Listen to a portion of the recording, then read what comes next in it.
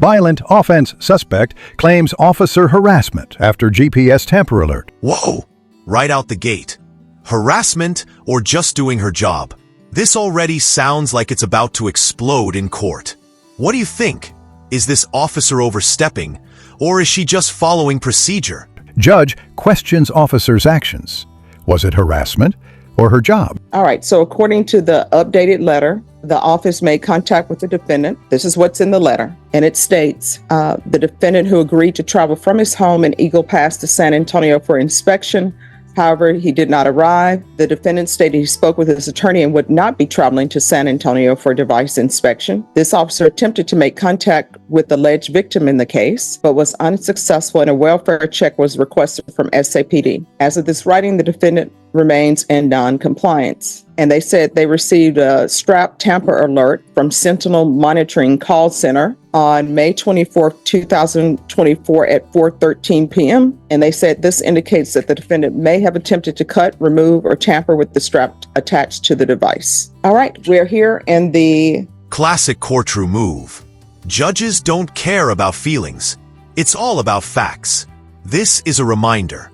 In court, your opinion means nothing unless you can back it with evidence. pretrial services officer is here. Judge, it's our opinion that Ms. Valadez there is engaging in official oppression of my client. She has harassed him continuously. All right, so here's the thing. No. Let me say this. I don't do with beliefs. If people have some facts they want to present, they can present some facts. We can because I can tell you that from what I'm reading in the GPS strap tamper, it says that they received a strap tamper alert from Sentinel Monitoring Call Center, which suggests to the court, pretrial services officer is not in charge of Sentinel Monitoring Call Center. That's a different area. Okay. If they receive from them a strap alert and somebody is on GPS, Sentinel Monitoring will tell them it could be this. Maybe they tried to remove it. Maybe they tried to tamper with it. So, okay. Judge, I'd like to see that alert. I would like to see the documentation that the pretrial received concerning this monitor. All right. Officer Valadez, do you have an email from them or something with regards to that? Yes, Judge. I can forward you the I'm alert. sorry, you're muted. Oh, I'm so sorry.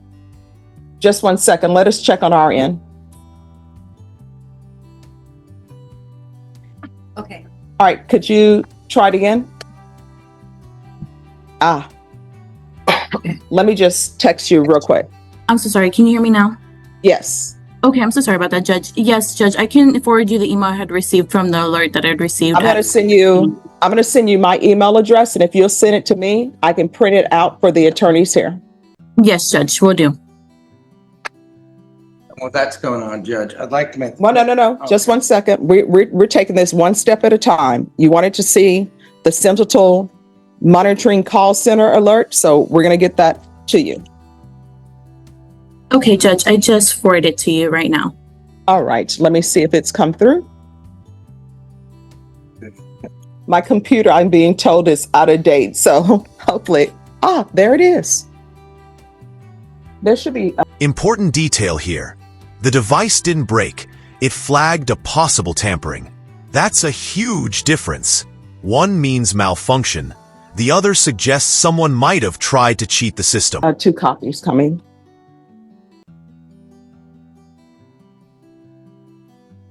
And I'm assuming nobody's going to be objecting to hearsay with regards to the document that you received. No, I'd like to see the document. Okay, sure. All right, thank you.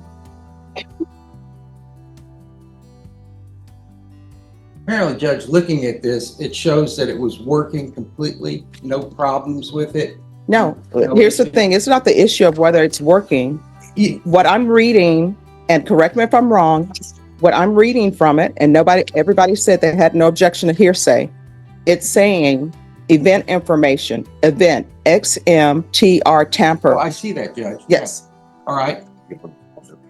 You can look at the bracelet there on his leg. It has not been tampered with. It's not been changed. This is the third time they've come in and said that he had a tampering on his device. It has been working fine. There's been no issues with it. At 4:45 on Friday, a Memorial Day weekend. He is in Eagle Pass, 3.5 to 4 hours away. They want him to come into San Antonio. I guarantee when he shows into San Antonio, there's nobody open. I advised him that on Monday, I will approach the court and I will bring this issue up to the court, which I did. Okay, so here's the thing. I'm trying to take this step by step, and I want everybody to hear me. All right, so defense stated that he believes that the officer, Miss Valadez, is harassing, and what are the other words that you use? Official oppression. Official oppression. So the defense said, I want to see this tampering thing because according to what I'm reading, Officer Valadez is not the one who said he was tampering. The officer received a report from Central Monitoring Call Center that they received a strap tamper alert. All right. Defense said, well, I don't believe it. I want to see that she actually received it. Okay. So she emailed it to the court. Both the state and the defense had it. So here's my question from both parties who are reading the same document. And there it is, the million-dollar question. If you were that officer, what would you have done? Ignore it and risk danger, or call it in and face backlash like this? That I'm reading. Does it appear that Officer Valadez received a report from Central Monitoring Call Center saying there was a tamper alert? Yeah, that's what this says. All right, so she received that there was a tampering alert. Here's my question for both parties. You have someone who is on bond for aggravated assault with a deadly weapon. They're on GPS. Whether he should be on it or not, that's not what we're here for. He's on GPS. Someone placed him on GPS. It wasn't this court. What did anybody expect her to do when she receives a tamper alert from somebody who is on bond for a alleged violent offense? What were we expecting her to do? From the state's perspective, Your Honor, she did exactly what she's supposed to do. In fact, I like to have that in every case I have where it's a violent offense. So Just a I think minute. Ms. Valadez did her job exactly the way she's supposed to do it. So what she did, what I'm reading in the report, and I'm just dealing in facts, Mr. Smith. Yes, ma'am. What I'm reading in the report I have is she received a tamper alert. And then what she did, and if I'm wrong, correct me, she picks up the phone, she calls you and tells you, you need to come back to San Antonio because she has a tamper alert. And according to this, it says that you told her, your attorney told her, no, I'm not coming back. May I speak, Your Honor? Well, you can speak if you want to go under oath. I don't know if your attorney wants you to do that. You want I to tell what's happened with dealing with her? Yes, ma'am. Yes. All right. All right, you want to raise your right hand? Do you solemnly swear and affirm the testimony you give will be the truth and nothing but the truth, so help you God? Yes, ma'am. All right, you can lower your hand, state your name for the record. Joseph Jefferson Smith Worth. All right, anybody want to ask him questions? All right, defense? Mr. Smith, Okay, that's one way to describe it. But notice, the defendant is shifting blame to the equipment, storms, and the system itself. Is this genuine frustration or just a convenient excuse? you've had issues with Miss Valadez, right? I got this monitoring device put on me in January. I had Officer Hudson who was in charge of me at first. Never had an issue. Never. About 3 months into her being my case manager, she took another job in Colorado. This is the first time I didn't even know who this woman on the computer screen was. I've never been introduced to her.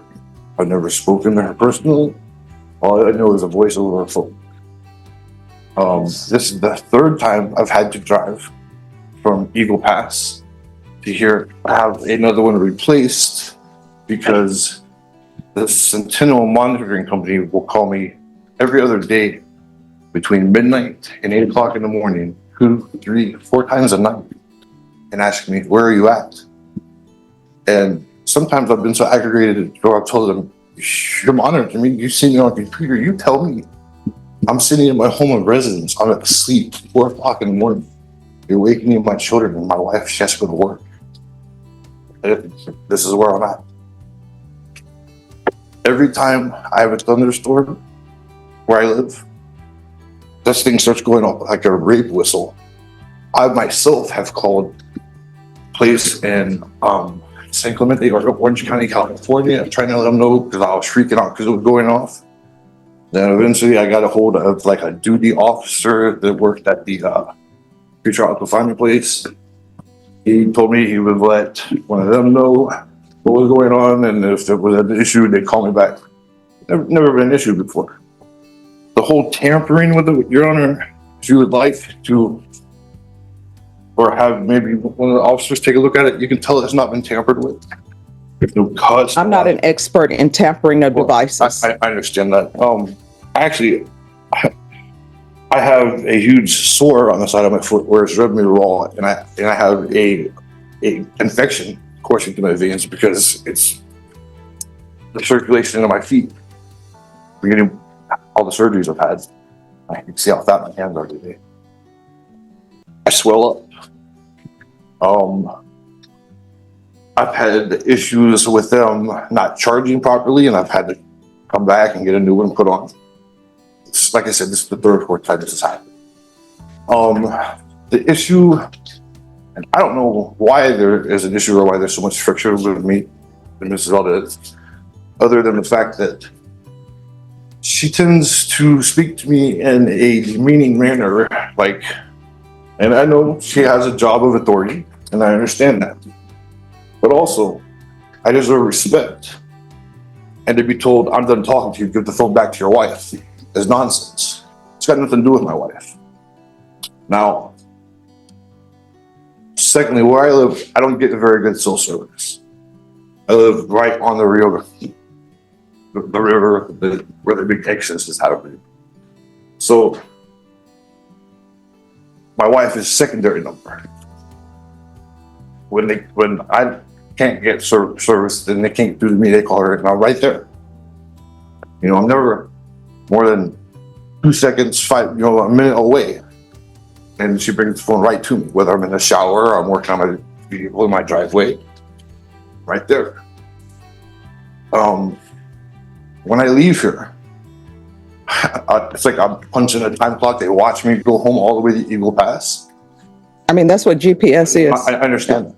And here's the judge trying to cool things down with some wisdom. Translation: even if officers come off harsh, what matters is whether they followed the law, not how polite they sounded. Last week I asked when I left, and I came to see if I could get it taken off. Mm-hmm. I actually asked her, look, she called when I left the court, and I asked her, ma'am, may I please stop and buy a book, something to read to keep my mind? You know, I'm going crazy at home, plus I'm hungry. She told me, absolutely not, you can't get out of your vehicle. As a matter of fact, if you stop at something, I need you to fax me a copy of the receipt. Yeah, I mean, that's the way GPS works. I understand that, ma'am, but it's in the manner of which it is done. There's ways things can be done, and there's ways you talk to somebody that you think that, you know,